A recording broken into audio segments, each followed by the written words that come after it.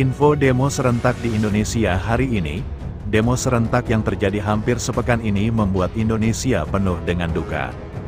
Hampir seluruh wilayah Indonesia hari terjadi demo besar.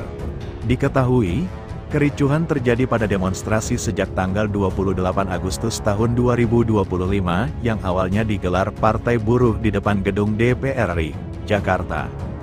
Aksi Indonesia demo serentak besar-besaran terjadi hampir seluruh wilayah Indonesia sejak saat itu.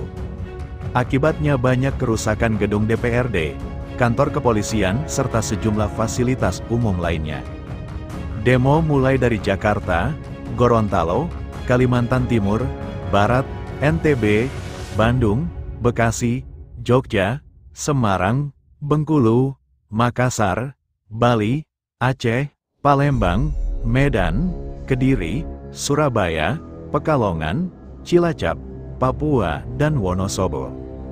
Untuk hari ini tanggal 4 September tahun 2025 di beberapa wilayah sudah mulai kondusif dan melakukan perbaikan atas kerusakan akibat demo. Namun rakyat terus desakan 17+8 tuntutan rakyat terus menjadi sorotan publik setelah ramai dibagikan di media sosial. Deretan tuntutan yang digagas sejumlah influencer, termasuk Andovida Lopez, Jerome Pauline dan Salsa Erwina, lahir sebagai rangkuman keresahan masyarakat di tengah aksi demonstrasi yang merebak di berbagai daerah. Isi tuntutan itu mencakup berbagai aspek, mulai dari pencegahan PHK massal, kepastian upah layak bagi pekerja termasuk mitra ojol, guru, dan buruh, hingga audit DPR yang harus dipublikasikan ke publik. Tak hanya itu, kebijakan penutupan sementara fitur live TikTok buntut kericuhan demo juga ikut dikeluhkan pelaku usaha karena berdampak pada turunnya penjualan.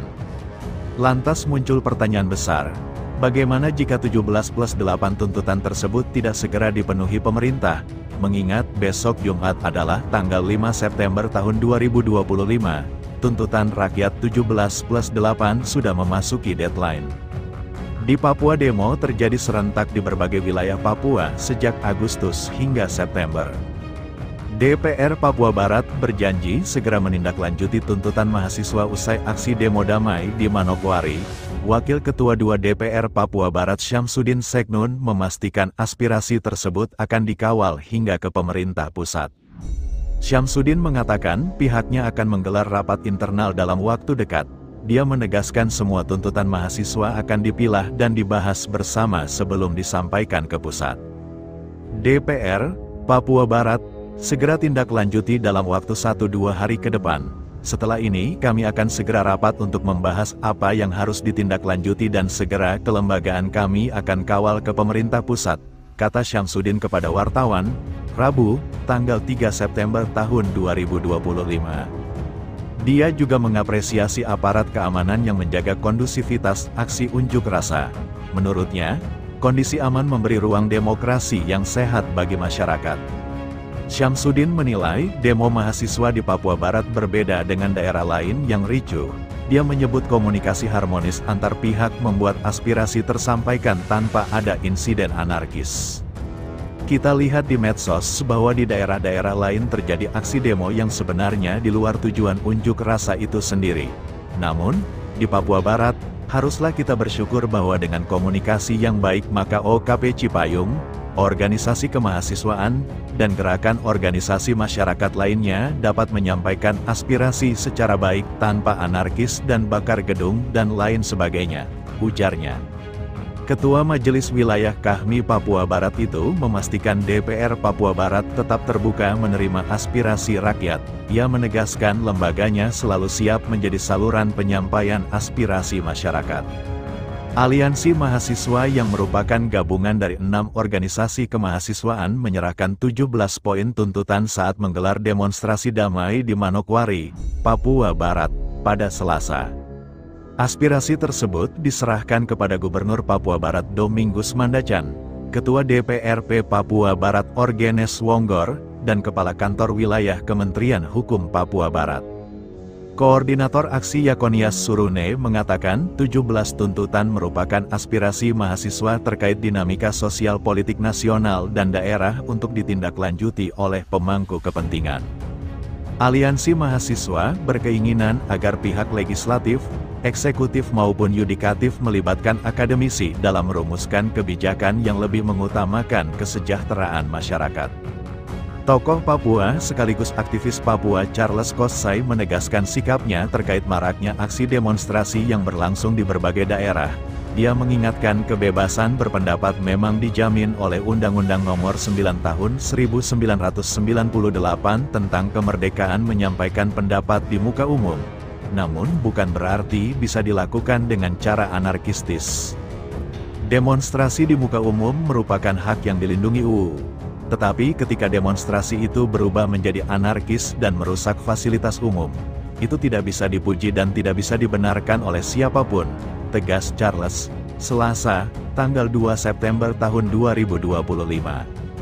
Tak sedikit yang memprediksi jika aksi demo yang dilakukan di Jayapura merespon aksi yang masif dilakukan secara nasional di daerah-daerah lain justru berakhir kondusif.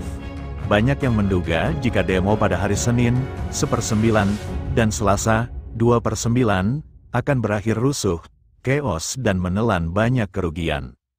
Namun ini justru terbantah dari apa yang dilakukan kelompok Cipayung dan juga Solidaritas Mahasiswa Papua. Semua aksi demo berakhir kondusif tanpa ada gesekan dan baik aparat maupun pendemo sama-sama tak harus mengeluarkan energi berlebih untuk berlari menangkis batu maupun semprotan water cannon. Setelah aksi di gedung DPR Papua dan Mapolda Papua oleh kelompok Cipayung, banyak yang berpikir bahwa demo kedua di lingkaran Abepura bakal ramai seperti yang sudah-sudah. Namun, Solidaritas Mahasiswa Papua membantah itu.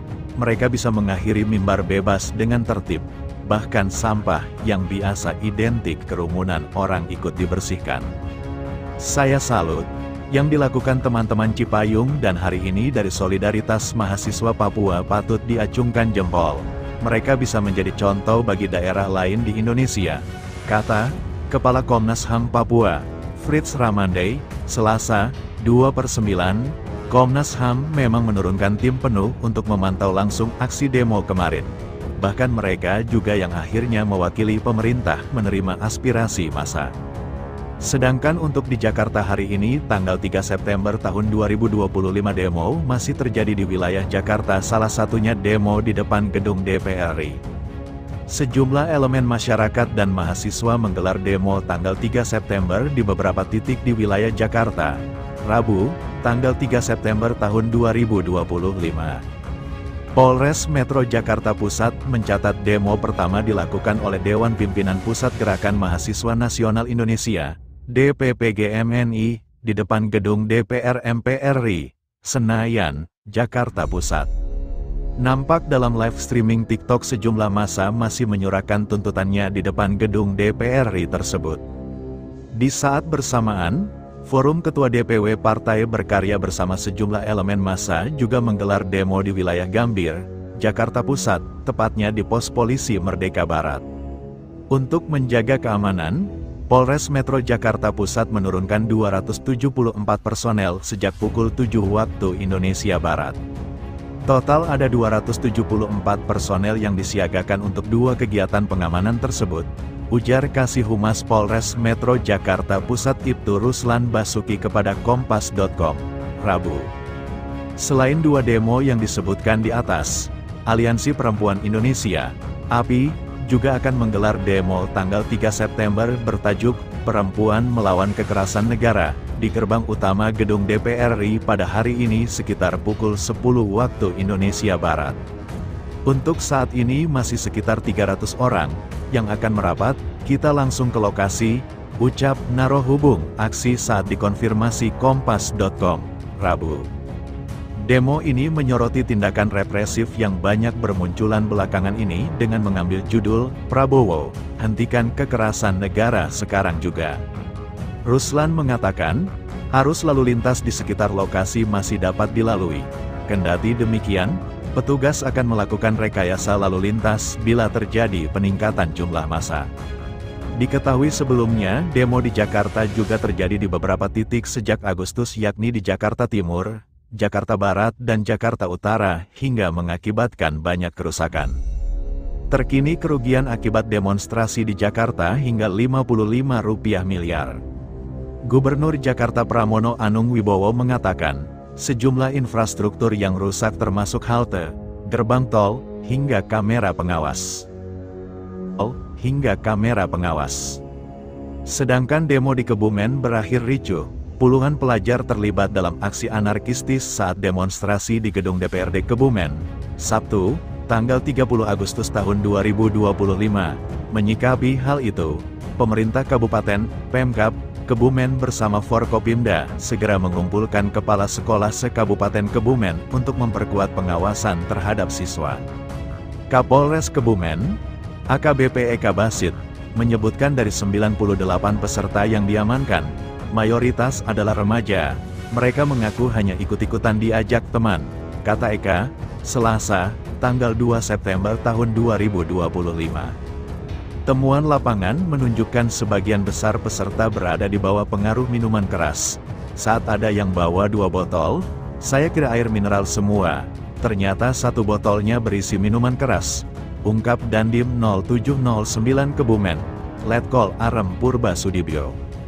Hasil rapat koordinasi Forkopimda memutuskan para pelajar dikembalikan kepada orang tua masing-masing. Kepala sekolah dikumpulkan sebagai tindak lanjut.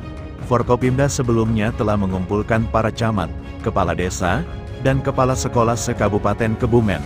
Wakil Bupati Kebumen, Zaini Miftah, menambahkan perlunya edukasi wawasan kebangsaan di sekolah, peran aktif organisasi keagamaan dan akademisi, serta teladan dari para elit politik untuk menciptakan suasana kondusif.